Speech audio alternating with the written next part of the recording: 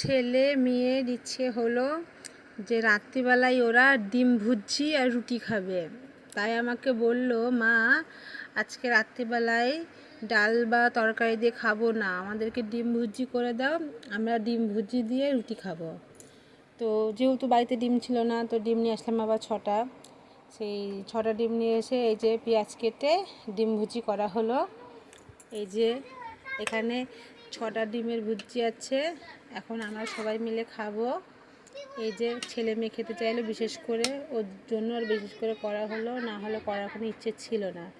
বলল যে মা করে দাও, আর মা হয়ে এইটুকু তো আমার কর্তব্য হচ্ছে যে ছেলে যেটা খেতে চেয়েছে তাদেরকে একটু করে দেওয়া। তো এই যে করে দিয়েছি, এখন ওদের খেতে দেবো। এই যে এখন খেতে দিয়েছি ওদেরকে, খাবার বেড়ে দিচ্ছি, ওরা খেয়ে নেবে।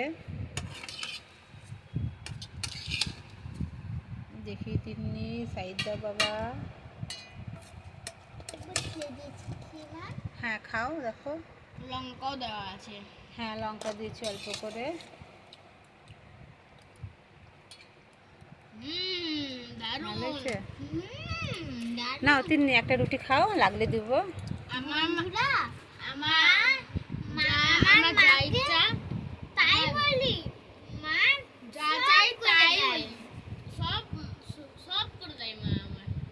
না খাও, তোমাকে দুটো দিলাম, তুমি খাও। ছিঁড়ে দেবো? আচ্ছা, এবার বলো কেমন লাগছে তিন্নি? খুব সুন্দর হয়েছে। এই যে এখানে আছে, লাগলে দেবো। তোমার যদি সবটা খাও তো খেয়ে নেবা, কোনো ব্যাপার নাই, আমি তরকারি দিয়ে খেয়ে নেবো, ঠিক আছে? আমি আর বাবা খাও, দাও দেখি ছিঁড়ে দিই। না, ওদেরকে রুটিটা ছিঁড়ে দিতে হয়, না হলে খেতে পারে না। টুকরো টুকরো করে দিই, নিজের মতো করে ধরে ওরা খেয়ে নেয়।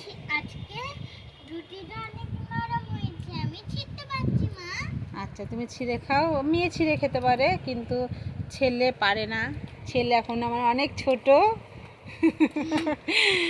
ওর জন্য ও এখনও পারে না খেতে, ওকে ছিঁড়ে দিতে হয়। ঠিক আছে খাও তাহলে। কেমন হয়েছে?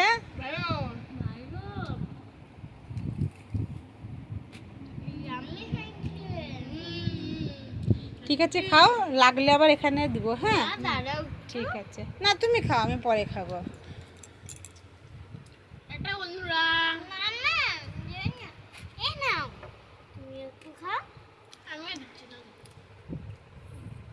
ভালো হয়েছে, তোমরা খাও।